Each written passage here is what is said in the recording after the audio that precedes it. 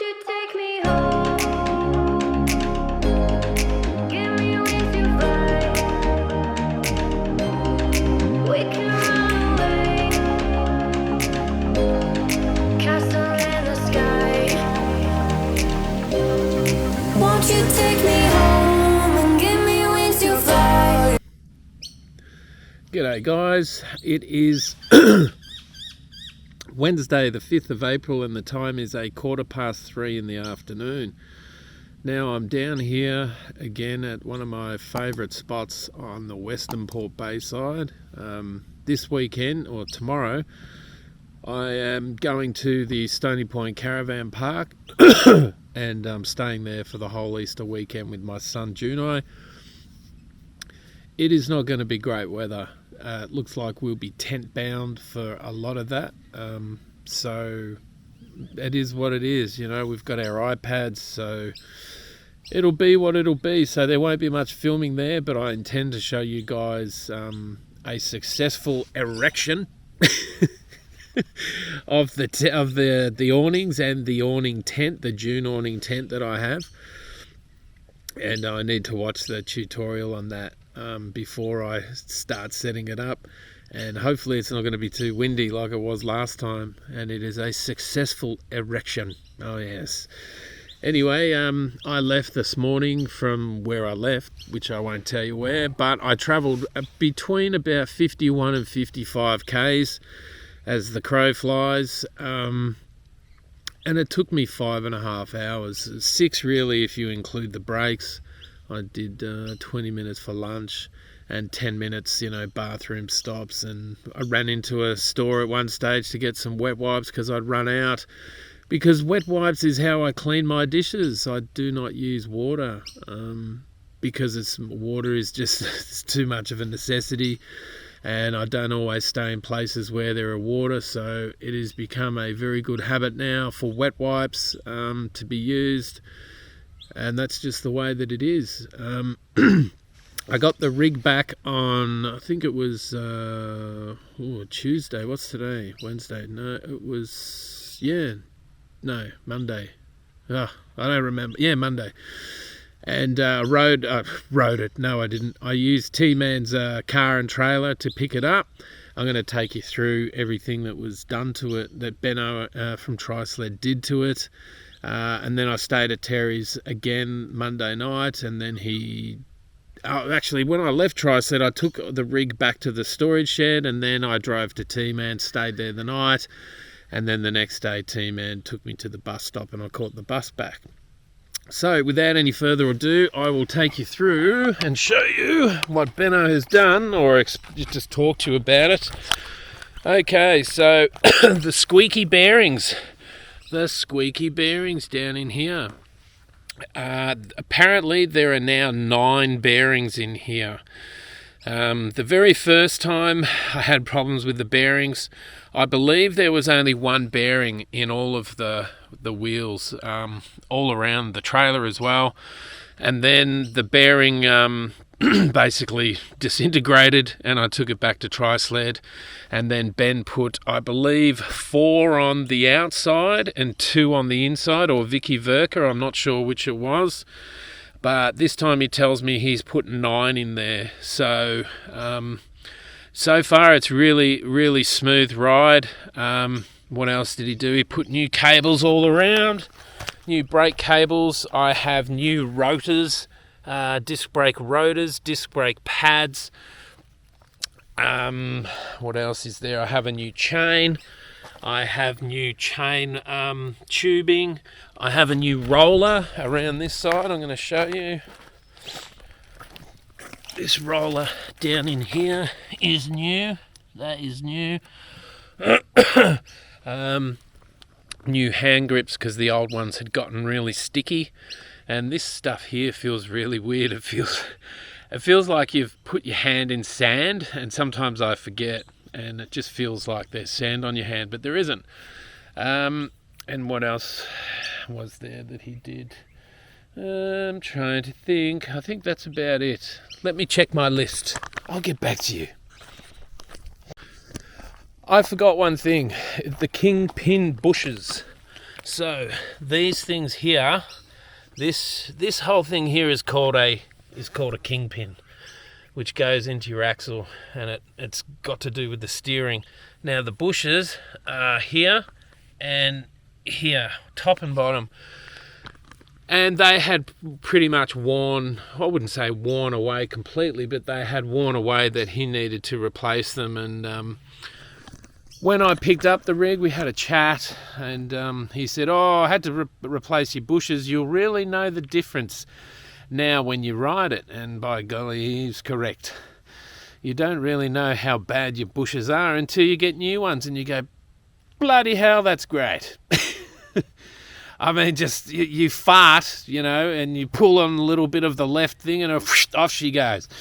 Anyway, it's great.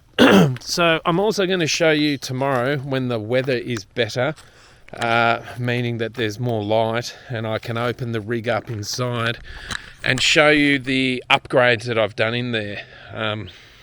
Nothing major. There's a switchboard in there now.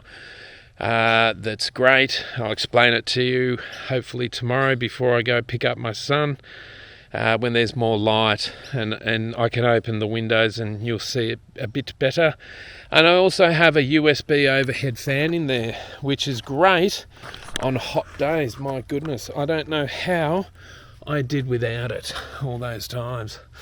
Anyway, I'll give you a quick squiz around here. They've got some bark here, some top bark or whatever. They're going to try and make this place look a little bit silky smooth. Yes, there's that pier over there. It's a bit washed out, guys, but it's only washed out if I show you this way. But if I show you this way, it's okay. But then that way, there. Now back to me, and then back to them. And give you a pan around, panning, and back to me. Let's zoom out. Alright, there we go. So, I wanted to have a quick talk to you about some things about mental illness and how to contend. There's some of the things I do to contend with that. Being mobile, for me personally, is very important. For example, I was there at T-Man's house for 3 weeks on the button. Now, I love showers that last longer than 60 seconds. Sleeping in a comfortable bed, soft mattress is very nice. And being able, this is probably the most important thing, really. When the weather is raining, we'll call it inclement weather, and I'm in the rig, if I do not park the rig next to a gazebo, I am stuck in the rig. You can't go out. And there's no room to do anything in there. When you need to go to the toilet, you need to go. You've got to go outside. But when you're in a house and the weather's bad outside, you can walk around the house. I mean, we're not talking about, marathon jogging around the lounge room or up the hall or anything, but it's a wonderful feeling. Walking to your bedroom down a hallway, or walking to the bathroom, walking into the kitchen and cooking a meal, walking out of the kitchen into the lounge room and sitting on a proper lounge chair where you can, bring your feet up and do this sort of stuff, and you're like, oh yeah, that's a great show. And it's not, but anyway, I feel comfy. Stuff like that you take for granted, when you live rustically like this.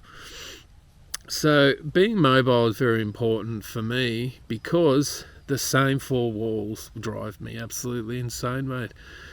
And it's not until I started to live mobile and simpler and kind of rustically that I saw the difference and felt the difference. It is like chalk and cheese for me personally. Now, when I stay at someone's house like I did at T-Man's for 3 weeks, which is very nice, don't get me wrong, it is wonderful catching up with T-Man, eating nice meals, going fishing and walking around a house, and showers that last longer than 60 seconds, and company and chatting and laughing and, having a great time. It is a wonderful thing in small increments. If I do those sort of things for any length of time, I start to get established. Oh yes, and contented. Well, what I think is contentment, which is actually psychosis, really. I need to be mobile. That's how I am made up. If you're familiar with the movie The Matrix, the Oracle says to Neo, what's that sign on the wall said? It says, know yourself. I know myself a lot better now than I did even, 10 years ago. And I'm starting to learn more and more about myself. Now, here's another thing that I have experienced and learnt for myself personally, that exercise is very, very good for me. But I'm going to put it on not steroids, but I'm going to put it on another level. Mobile exercise is extremely good for me. Now, I'm not talking about going for a ride on your bike and then coming home. That's not what I'm talking about. That might work for some people, but it doesn't work for me. I need to ride and go to a new place and see a new sight. I imagine all these places around here will get pretty stale for me pretty soon. So I'm just going to have to mix it up, and I mix it up with going overseas here and there. And anyway, I digress. So mobile exercise as opposed to a gym membership, right? And I'm not knocking gym memberships. I was a gym junkie years ago and an athlete, and I still felt the benefits of the chemical release from exercise, the dopamines, the endorphins, etc., the serotonin, etc., etc. It's wonderful. But there is a massive difference between exercising in a gym with four walls and being mobile and seeing new sights. It is like chalk and cheese for me personally. And now that I have experienced it, not many times, not just once, it is a much better way for me to live. Now, I do not want to run the risk of becoming a zealot and saying, I'm never visiting my friends again because they live in a house and I would never pay money for a house or even rent and all that sort of stuff. I think that's just crazy, That being said, there are times when, you have your bad days and you think, I'll sell the rig and I'll buy a block of land and just do that again. But then when I think back to what happened to me when I bought that block of land in McLaughlin's Beach and I was building a small shipping container home, albeit it never got finished because my hip basically, didn't explode, but it certainly felt like that. And there was no light at the end of the tunnel for surgery, and I was popping painkillers like they were M&Ms. And I just thought, bugger this, I'm going to sell this. This is stressing me out. And then I rolled into this, literally, yes. But it's a much better fit for me personally. Now, buying blocks of land and, buying food and buying power and these sort of things really goes against everything that I don't believe in it, because I do not believe in believing. I am a verifier. Verify everything, Don't just read something in a book and go, that's the poo. Oh, wow. And then you run around and tell everyone about it. And you've never experienced it for yourself.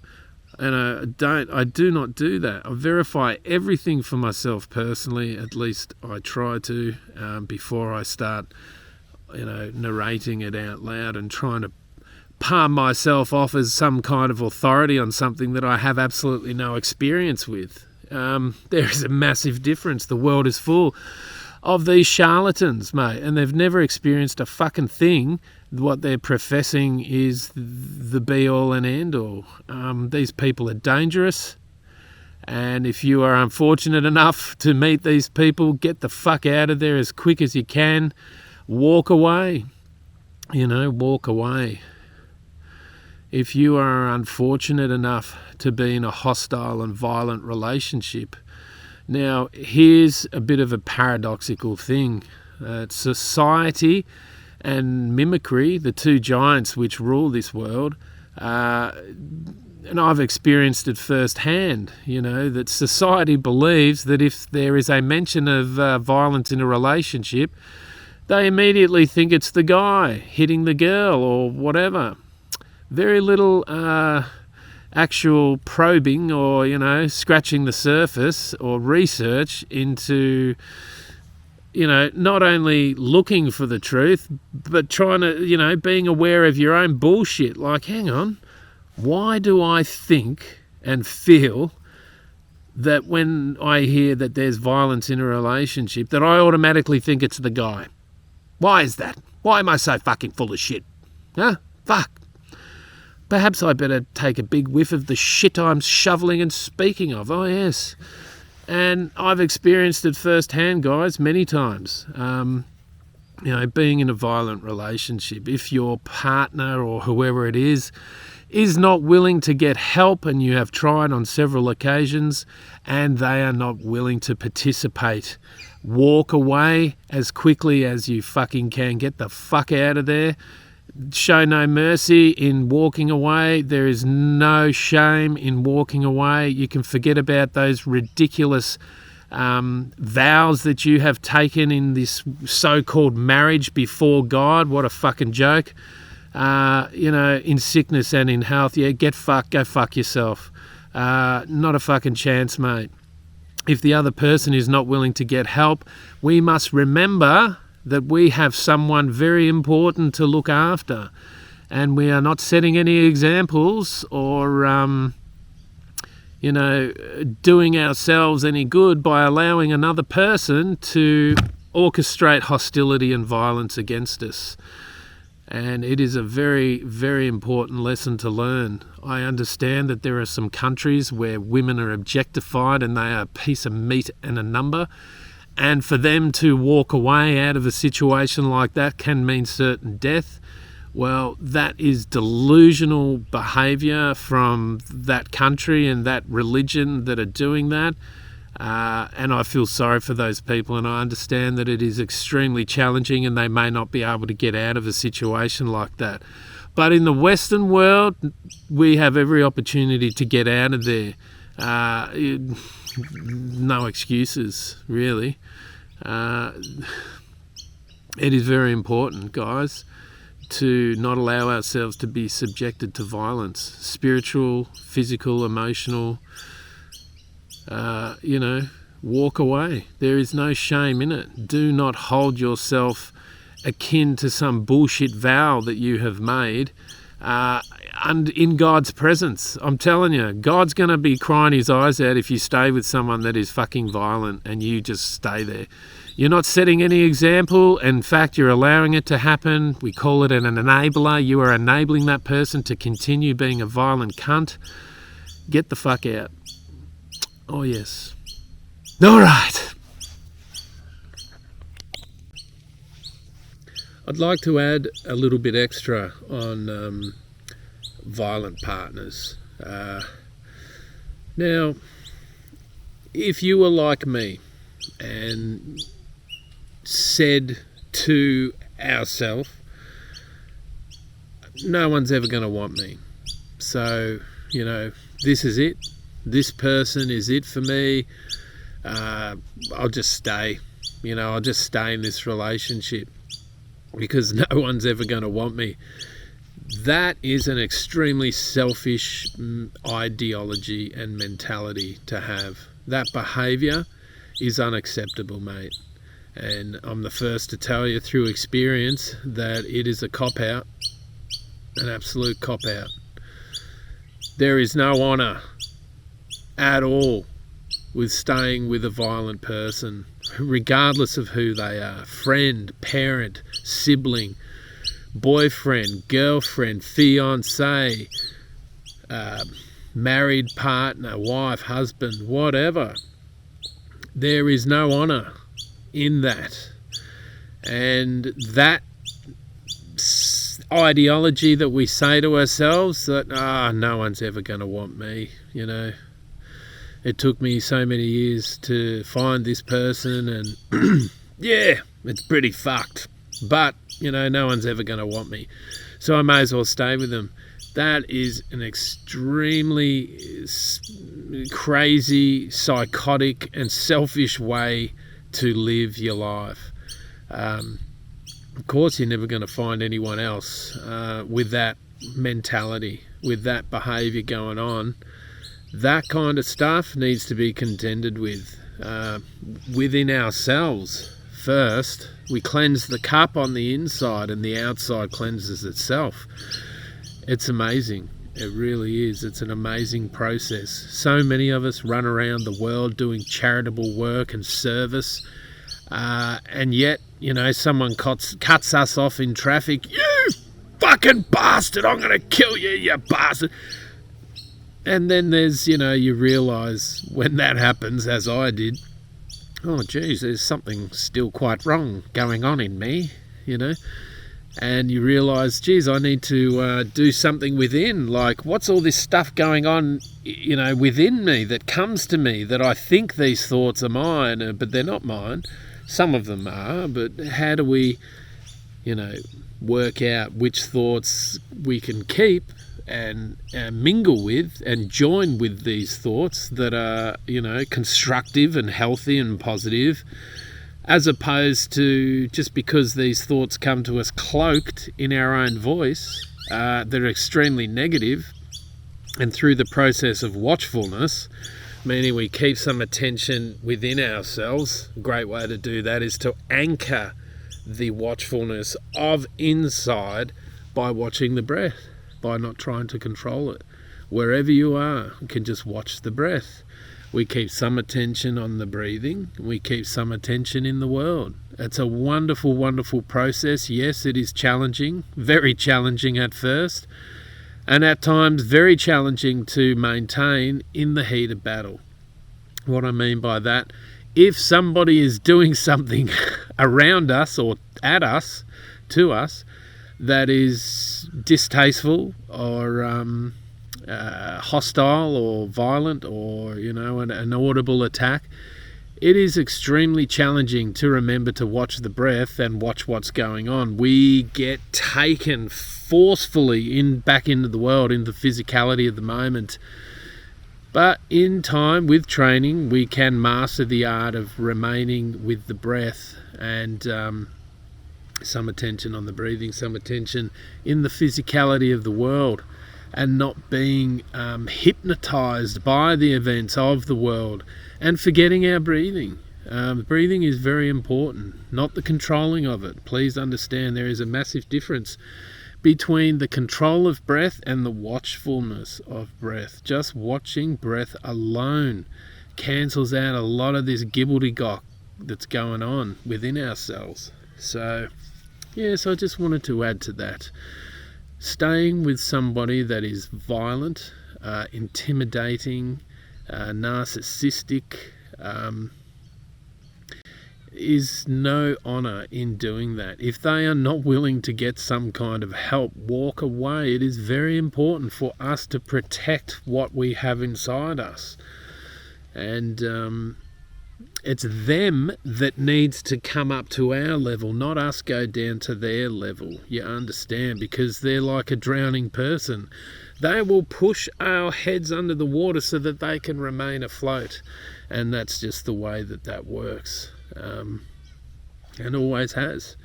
We throw the rope down to them, but we do not move from where we are. We throw the rope down and say, "Hey, buddy, looks like you're fucking drowning, cunt. Here's a rope. If you feel so inclined to climb up it, I will assist you. But if you don't want the rope, that's okay too. But I'm not jumping in there with you, mate. Sorry, I've been there. It's shite." All right.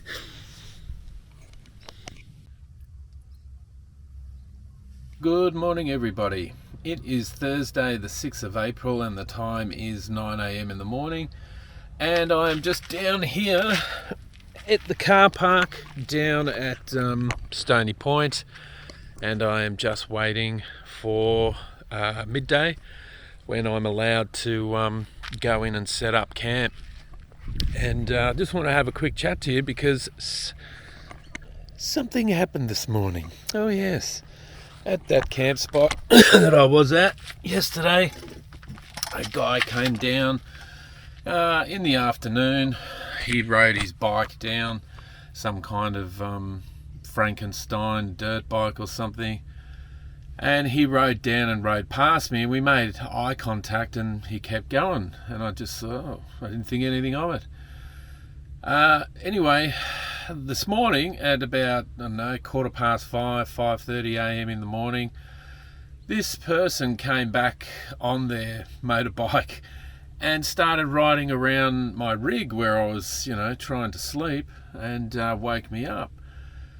Anyway, I got out, and he had left by that stage, and he had torn up all around the what do you call it, the tan bark. He just like skidded around or whatever, and then rode off. And I thought to myself, what a rude bastard, why would you need to do that, Anyway, I'm thinking to myself, geez, I hope he comes back so we can have a bit of a chat about his behaviour. Anyway, this fucking idiot did come back, and I was still lying down in the rig, so I scurried out, and he didn't come past me this time. He was just sort of down a little bit from me, and I just stood there and stared at this guy and had my arms crossed and was just staring at him.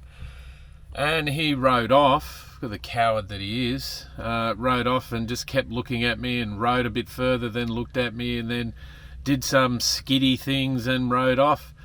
And I just thought, my goodness, I was quite willing to have a chat to you, mate, about your behaviour.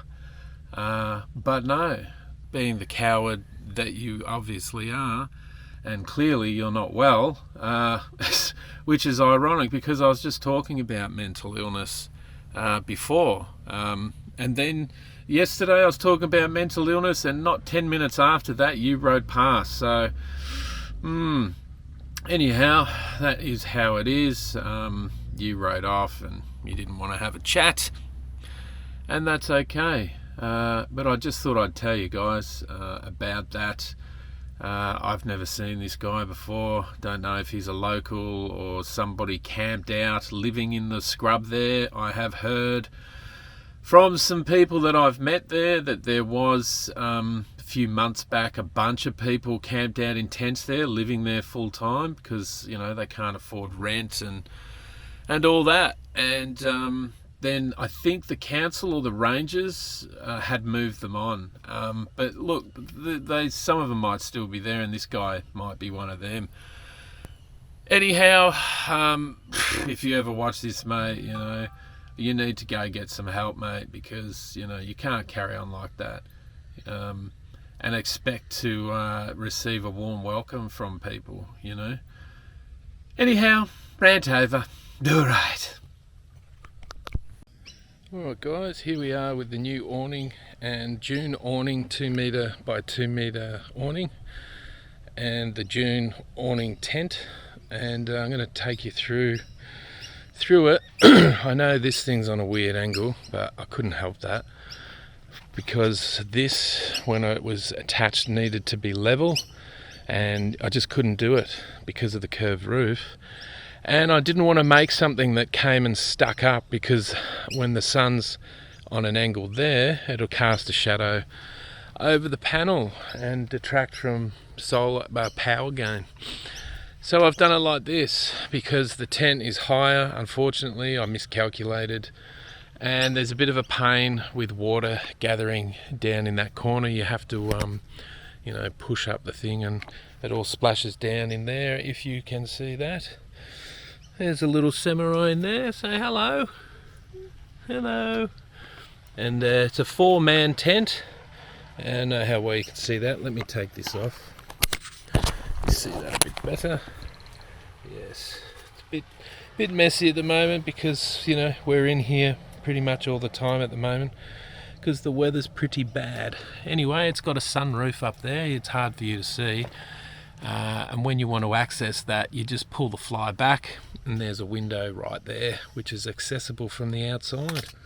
I'll take you around and give you a squiz. It's quite easy to set up. It's not difficult at all, actually, once you know how to do it. There's a bunch of ropes, guy ropes, which help keep it nice and taut. There was a bit of an issue. I didn't have this fly properly taut enough. I didn't actually have these ones in. I just had the corner ones in, and it just wasn't taut enough, so water was gathering up here, and occasionally a little bit of mist was coming through in the tent, so I fixed that up. But now I want to talk to you about these poles here, these awning poles, which when you put all this away, they sort of fold up into the channeling that's up in here. Now, what I want to talk about are these twisty things which tighten and loosen the telescoping effect of these poles. They are absolute junk. It's hard to put it into words just how junky those things are. So I've had to actually put on a bit of tape just temporarily. I had no idea how junky these things were until I tried to put it up properly. So what I'm thinking of doing is drilling a hole, having a piece of string with a pin through it, which, you know, when I'm not using the tent, because I only use this when Junai's with me, but I will be using the awning because that's permanently on there, and then I can edit under there in whatever weather I like to edit it in. But obviously it won't be going down on that angle like that, it'll be going down on that kind of angle. So these will need to come down, so I'll need a hole through here which is the right height for the tent, and then another hole somewhere down here which will bring this in perfect horizontalness, and maybe even another hole under there so I can have it come down a little bit. But we will see. Anyway, the weather's pretty crap. It is overcast and really very wet, raining off and on. It's very muggy, and that's just the way it is. Yes, all right.